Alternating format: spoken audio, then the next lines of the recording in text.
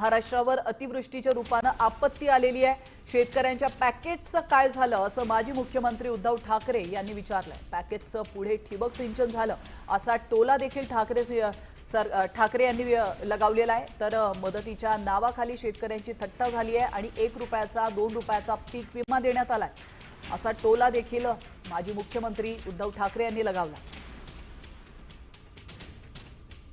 महाराष्ट्रभरात अतिवृष्टीने हाहाकार माजवला। शेतकऱ्यांची घरं, विद्यार्थ्यांची पुस्तकं आणि विशेष म्हणजे पिकं तर सोडून गेलीच, पण अनेक ठिकाणी माझ्यासोबत आपण देखील होतात, शेतजमीनच वाहून गेलेली आहे। आणि मग त्याच्यानंतर मुख्यमंत्र्यांनी एक भलं मोठं पॅकेज असं एक गोंडस शब्द देऊन एक रक्कम घोषित केली। त्या पॅकेजचं पुढे काय झालं का त्या पॅकेजचं पण ठिबक सिंचन झालंय हे कळायला काय मार्ग नाहीये।